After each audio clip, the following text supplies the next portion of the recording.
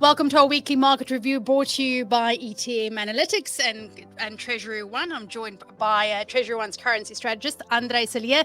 Andre, it is a week where monetary policy will be the dominant theme. We see the Fed coming out with their latest decision, the Bank of England and the Bank of Japan.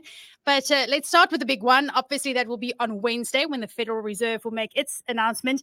If we can just walk it back a little bit, because we saw the PCE core deflator coming out on Friday. It was steady in June, as we kind of expected it to be. And although spending continued to grow, what was interesting is that income growth slowed more rapidly. Now, when you couple a situation like that with a cooling labor market, we can expect consumption to ease further in the coming months. And this really will just support the argument for the Fed to cut rates, perhaps only in September, so not this week. But the question is, can we see Powell be more dovish in the accompanying statement coming out on Wednesday? Good morning to everybody. Yes, a week of monetary policy. Damn, we don't have one for the South African side. Would have been interesting. The economy in America is getting headwinds. All the figures point to that. So can we see that dovishness from the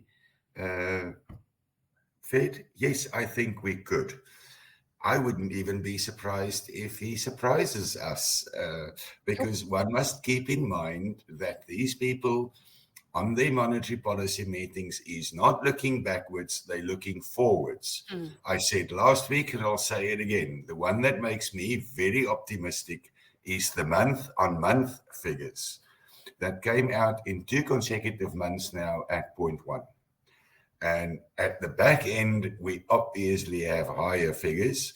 So if forward-looking, they anticipate that it could be a 0.1 or a 0 or maybe a small negative with a bigger one falling out, we could see their forward-looking PCE coming down quite rapidly. And that's what they would be looking at. And I think the last thing that they would want is an economy that gets too much headwinds and falls behind too much. So I wouldn't be surprised, but it's only a 30% chance. 70% that nothing happens, but from the meetings onwards, the percentage of the likelihood of a cut increases continuously and going over the 50% for the September month. So I definitely think any speech, any press conference is going to give us a bit of an indication and fly like a dove. I think what might keep the surprise at bay might be some of the uncertainty baked in around the US elections. Things are a bit crazy, and it's only going to get worse as we head into November. But the other policy decision coming out is from the Bank of England. Theirs will be on Thursday. Their scenario looking a little bit different to the Fed. The market seems split, perhaps leaning more to 60% for a 25 basis point cut. So they might be leading the pack on this. And, you know, it seems like markets are expecting that this decision on Thursday could be the start of some gradual cuts coming from the UK. Yes, I think with the change in government, with the change in everything there and the optimism that flies around in the UK, I wouldn't be surprised. So I think 25 basis points is most probably on the cards for us, inked in. And on the other side of the globe, when we go to Japan, yes, there we are certainly hoping that they will increase their interest rates. I don't think that will be a 25 basis points or something, but, even if we can get 10 or 15 basis points, that would be fantastic. That would be something in the right direction. So interesting what happens is, on the one side of the globe, you want interest rates to go down. On the other side of the globe, you want them to go up.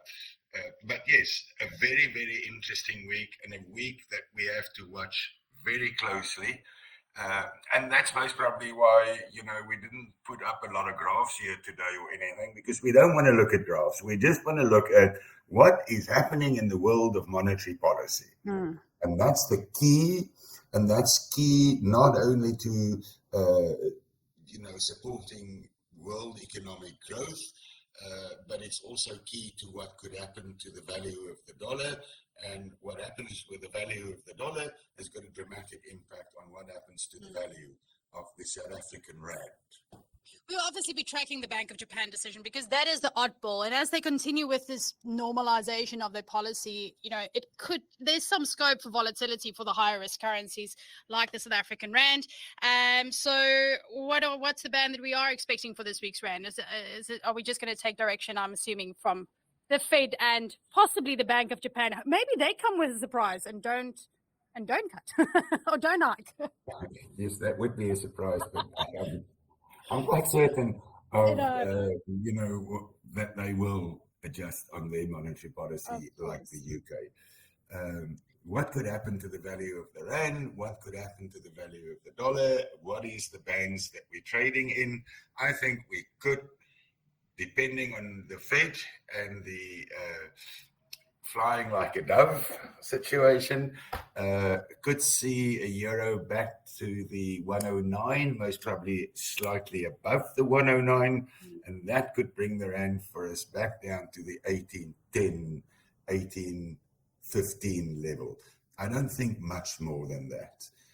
I don't think it's quite ready to break the 18 level. So 1850, and the 1850 is now this week once again, or yesterday once again, proved just that, kind of making a bit of a top.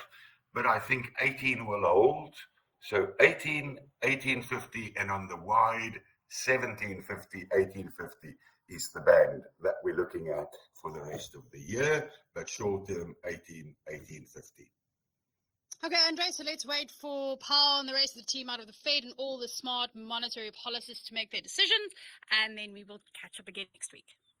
Yes, and then hopefully by next month or in September, we would be able to sit here and talk about good news for the South African consumer. Thank you very much. Thanks.